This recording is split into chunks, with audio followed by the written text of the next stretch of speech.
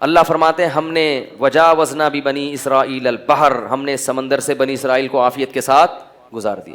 فرعون کی عقل ماری گئی تھی کہ یہ موسیٰ کے لیے پہاڑ جیسا دریا رکا ہے، دریا پہاڑوں کی طرح رکا ہے، یہ اللہ کی ان کے ساتھ مدد ہے تاکہ ان کو بھاگنے کا راستہ مل جائے۔ اب بھی عقل سے کام نہیں لیا تو اس سے بڑا بیوقوف کون ہوگا؟ لیکن اس سے کیا پتہ چلتا ہے؟ طاقت کا نشہ، خواہشات نفسانیہ کا نشہ، کرسی کا نشہ بڑا خبیث ہے، بڑا خطرناک ہے۔ سب کچھ اپنی آنکھوں سے دیکھ کے بھی انسان کرسی چھوڑنے کے لیے تیار، بولو بھائی، نہیں ہوتا۔ تبھی دیکھ لو نا حکمرانوں کے حالات کیا ہوتے ہیں، قتل کروانا ہو، کسی کو مارنا ہو، پھینکنا ہو، مار دیتے ہیں جان سے، کرسی نہیں چھوڑتے۔ لیکن ان کو یہ نہیں پتا ہوتا کہ جب مریں گے تو یہ کرسی چھوٹ جائے گی۔ تو کیسی آنکھیں اندھی ہو گئی تھی۔ قرآن کہتا ہے کہ فرعون بھی آگے اسی خشکی میں اتر گیا، حالانکہ دیکھ رہا ہے یہ معجزہ ہے، تو اللہ ان کے لیے کر رہا ہے، میرے لیے تھوڑی کر رہا ہے۔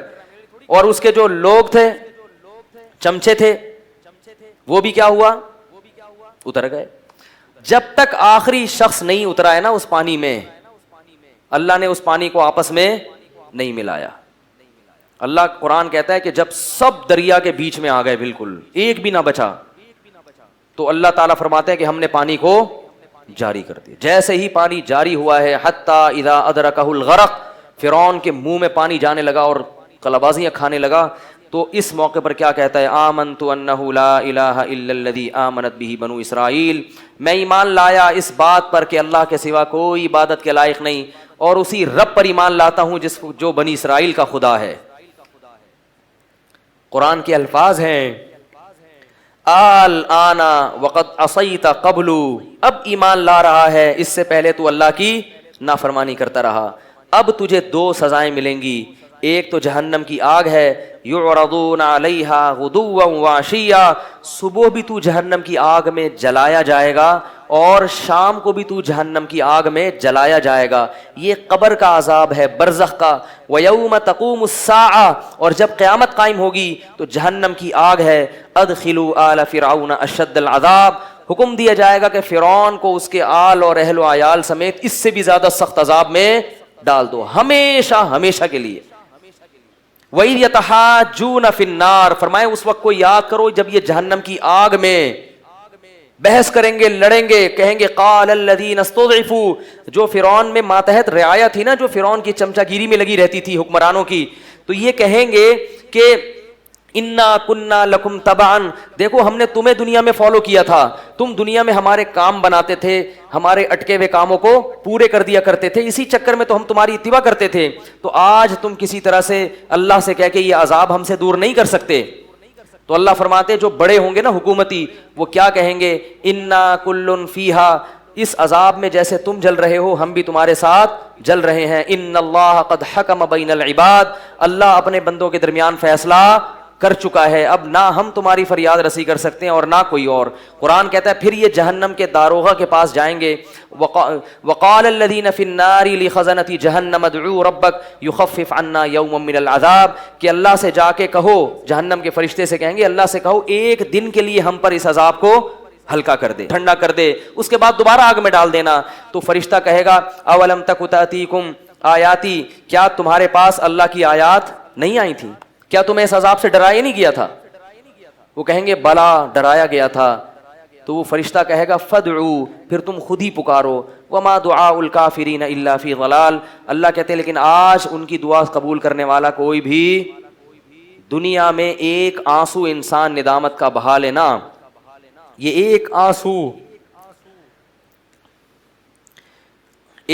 وہ کام کرتا ہے جو ساتوں سمندر کا پانی نہیں کر سکتا۔ ایک آنسو ندامت کا اللہ کے غضب کو اور جہنم کی آگ کو ٹھنڈا کر دے گا، ایک آنسو، کیونکہ ابھی ہم نے اپنی آنکھوں سے وہ چیز دیکھی نہیں ہے، غیب ہے، اور جب دیکھ لی تو قرآن کہہ رہے ہے کہ ساری دنیا کی دولت دے کے بھی عذاب سے بچنا چاہو گے تو عذاب نہیں ٹل سکتا۔ یہ دنیا کا عذاب آیا اور یہ آخرت کا عذاب، اور دنیا میں کیا عذاب؟ اللہ فرماتے ہیں الیوم ننجیک ببدنک، کہ آج ہم تیرے جسم کو محفوظ کر لیں گے۔ کیوں؟ یہ تو ایک کہانی تھی فرعون کی، جب تو دنیا سے جائے گا تو قیامت تک ایسے فرعون اور ایسے نافرمان پیدا بولو بھائی ہوتے رہیں گے. آج میں تیرے جسم کو محفوظ کر لوں گا, لِتَكُونَ لِمَنْ خَلْفَكَ آیا, تاکہ قیامت تک آنے والے انسانوں کے لیے تو کیا بن جائے, نشانی بن جائے, عبرت بن جائے. اور جب بھی تیری لاش لوگ دیکھیں, انٹرنیٹ پہ دیکھیں, یوٹیوب پہ دیکھیں, مصر کے عجائب گھر میں جا کے دیکھیں, تو ان کو احساس ہو کہ یہ دنیا کا اسباب اور وسائل کی کمی نہیں تھی اس کے پاس, اس کا جرم یہ تھا کہ اس نے اپنے وقت کے نبی کی بات کو ماننے سے, اس نے نبی کی بات کو ماننے سے انکار کر دیا. لوگوں کو عبرت حاصل ہوگی, کیونکہ دنیا کی زیب و زینت اور چمک دھمک انسان کی عبرت کی آنکھیں بند کر دیتی ہے. فرمایا لِتَكُونَ لِمَنْ خَلْفَكَ آیا, تاکہ بعد والے لوگوں کے لیے تو نشانی بن جائے. وَإِنَّ كَثِيرًا مِّنَ النَّاسِ عَنْ آيَاتِنَا لَغَافِلُونَ, کیونکہ بہت سارے لوگ میری نشانیوں سے غافل ہیں.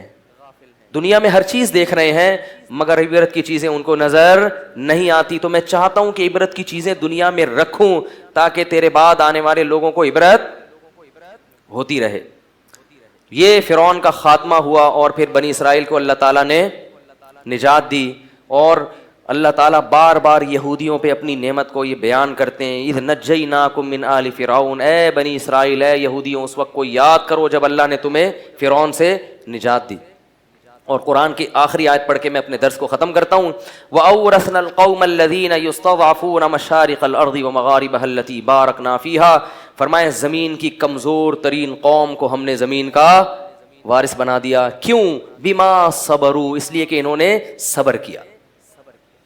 نالائق تھے مگر پھر بھی حکومت کا ساتھ, بولو بھائی, نہیں دیا, وقت کے پیغمبر کا ساتھ دیا. یہ صبر تو بہرحال کیا نا انہوں نے, ایمان نہیں چھوڑا. بدعملی تھی, اعمال میں گڑبڑ تھی, مگر اپنے دین اور مذہب سے دستبردار نہیں ہوئے. ساتھ کس کا دیا؟ موسیٰ علیہ السلام کا. اور ایمان پہ ڈٹے رہے, نمازوں کو قائم کرتے رہے. اس سے پتہ چلتا ہے میرے بھائی ایمان بہت بڑی دولت ہے.